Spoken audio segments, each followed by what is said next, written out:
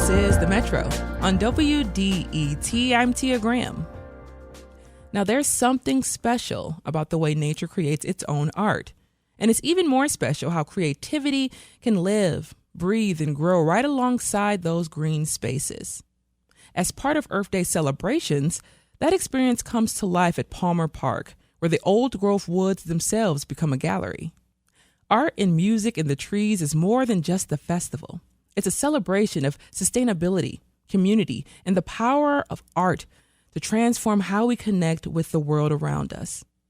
Mark Loeb is an art organizer and president of Integrity Shows. He's putting together art and music in the trees at Palmer Park this Saturday. He joined me to talk a little bit more about the Earth Day experience. Does it feel good to have it back for the third year? Yeah, it does. And we're having some fun this year. We're adding some chainsaw artists. Wasn't sure whether the city would get excited about that or not, but actually they're interested in maybe extending that to some of the other parks, too. I saw that on the list as something new that you all were bringing this year, and I thought to myself, is there an appetite in the city for it? But clearly, yes, it is. Yeah, and it's a lot of fun because the people that do chainsaw art are not the same people that you normally think of as artists. So you get to see some creativity from a group of people that you wouldn't have necessarily anticipated it. Yes, that's the beauty of art. You just never know who's going to show up as an artist. You just never know. There's no one right way to look or appear or to act as an artist. It's just who you are. I love that. So, of course, spring is here. We have tons of outdoor art shows popping up. What can visitors expect when they walk into the woods, especially on that day? Well, it's a paved path, which is great because anybody can come along. There's about a half mile of trails that we have artists along. We have a few musicians. We have some storytellers. We started out this concept with something called Aziza doors. Aziza doors are West African fairies, and their houses are invisible except the front door. So we have over 350 of these that some of the local school children have been working. They're maybe 8 inches tall by 3 inches wide, and they're going to be everywhere along those trails. That is the cutest thing. So the students, DPS students, they were able to put their own spin on the Aziza doors. Exactly. And, we like to encourage fantasy. That's part of the arts, too. Yeah. It's amazing to me as I'm sitting here and you're talking about the Aziza doors. And I remember we had this conversation when they first popped up at Palmer Park. And It's amazing to hear years later, we're still talking about the Aziza doors. Sure, yeah. Well, when something's working, we like to continue it. Of course, you got to stay nimble and keep on top of it. Yeah. So how different is this particular event from traditional indoor art shows or art exhibitions? Well, this is different than almost any other art project that I'm involved in that the artists are not paying. They're not necessarily expecting that they're going to be selling anything. It's more a chance for them to greet, meet, and show off. How are you concerned with, as the president, of course, with connecting with the community, especially through the art shows? Right. I don't just work on the different projects, but I've become involved in the neighborhood associations and such. Like People for Palmer Park has been taking care of the park for dozens of years now, and I'm very involved with them. I'm very involved with the meetings with the community, the 12th Precinct Community Association, and other associations. I go to the councilpersons' meetings on Mondays every month. So I just want to make sure that we're in touch with what's going on. Yeah, and, hearing you say that, that's one of the things that we'll hear oftentimes from folks who live in the city of Detroit, around the city of Detroit. There's an event that's happening, yet the organizers aren't touching base with the community members or with those who actually live in this space to kind of custom curate the event to those particular tastes. So why do you think as an organizer it's so important for you to connect in that way with the community groups and the police officers in that area? Well, I've learned so much from so many other people in the city and outside of the city. For example, Jazzin' on Jefferson has been around for over 20 years, off and on, and that was one of the most reactive events I've ever been involved with. And what I mean by that is every year it had significant changes based on what the community was looking for, how the community wanted to represent itself. that was a great learning experience. And then the community feel, that feel of knowing that you have the support of the community members wanting to help you curate something that they would actually go to, which is another thing. Oh, yes. Yeah, which is a difficult thing to follow. How are you testing the barometer for the taste and the appetites for visitors? I get weird calls from around the country sometimes saying things like, Mark, you have so many diverse artists in your shows. How do we do that? And my answer is people show up where they feel invited. If you're not helping them to feel invited, they're not going to come. Simple as that. As simple as that. Yeah, most of the best advice in the world is so simple that you can tell everybody because nobody will believe it anyway. This is The Metro. I'm Tia Graham. My guest is Mark Loeb, president of Integrity Shows. It hosts art and music in the trees at Palmer Park. Of course, you have featured artists, as you always do, but one of the artists that I've personally worked with is Donald Calloway. Can you talk a little bit about some of the featured artists this year? Oh, sure. Donald, I love very much. He has many different series, some focusing on babies, some focusing on hearts. But what's exciting about Donald is he's constantly finding new ways to interpret the same themes. And, when he's at things like the Palmer Park Art Fair or the Belle Isle Art Fair, he's got a 10 by 10. That's very limiting to what he can do. The beauty of the art in the trees is any size piece can fit there, so that he doesn't have those boundaries. And some of the artists, like Cheryl English, she's a retorter also, work in clay, which is a very natural, organic material, and she's building these beautiful towers and birdhouses and other things that just fit on the outdoor platform. With this particular art fair in general, or display of art, I just think about the accessibility of them and the accessibility of all of the shows that you put on every single year. Once again, we talk about who gets to view art and who gets to be a part of art and who doesn't. How does this kind of push back against that notion that every person actually deserves art? Right. And I'll take it even one step further. Who defines what art is?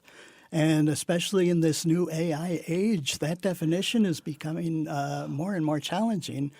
What I say to try and encourage the artists to keep going is when the cameras first started, a lot of the painters said, oh, my God, we're out of business. But others, they moved on. They became impressionistic. They became abstract. They started doing things that the camera couldn't do. So creative people can always find a way to get through and shine. We're just in a very interesting time, but just to think that art could evolve very soon because of AI and artists, they're going to have to find a new way. Exactly, and find a way to make sure that you can recognize the difference between what they're doing and what's being created. And the amazing thing is, 6 months ago, there were all sorts of suggestions about how you could tell what was AI. None of those are valid anymore.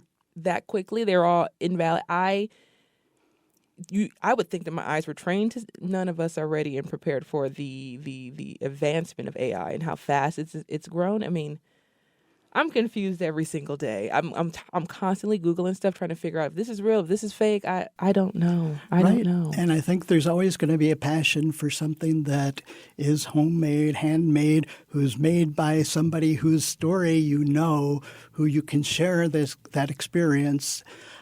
I think that's the biggest part of why people come to art fairs is they want something that has a story with it. They don't want to just have an anonymous piece from Target on their wall. Like, how do you all continue to grow in terms of what you all display? But as times change, as next generations rise up and they change, how do you change with the generations who are viewing art possibly on their phones or generating art through AI?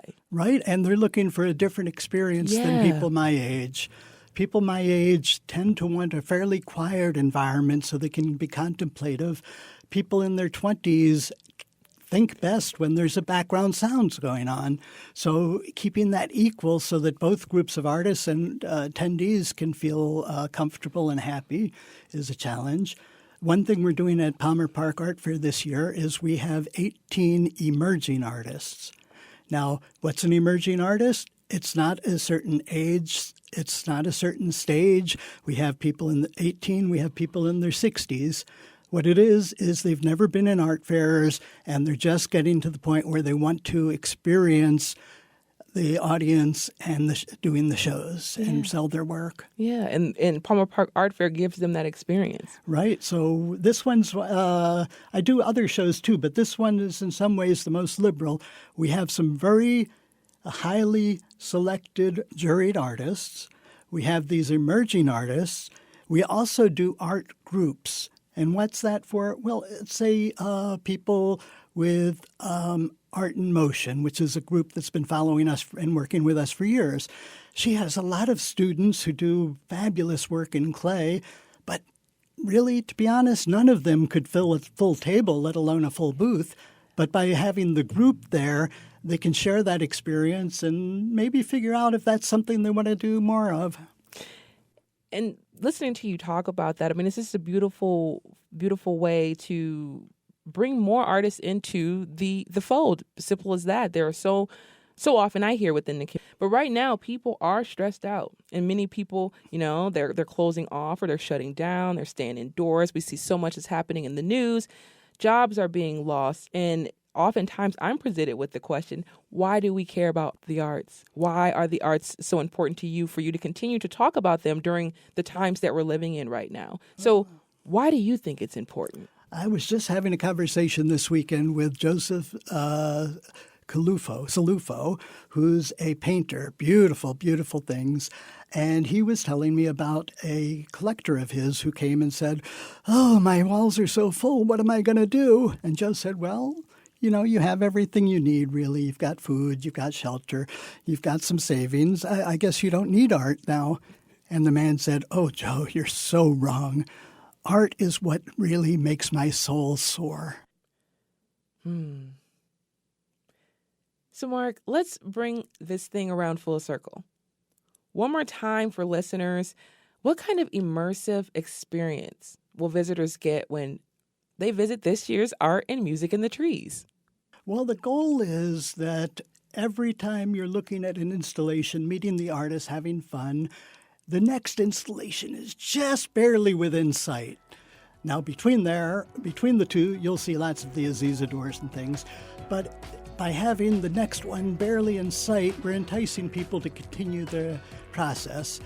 And we've got a couple of musicians who will be there too. And of course, they'll be spread out too, and storytellers. So different experiences at different times. Mark Loeb is the organizer of Art and Music in the Trees. And Art and Music in the Trees at Palmer Park is this Saturday from 11 to 3 p.m.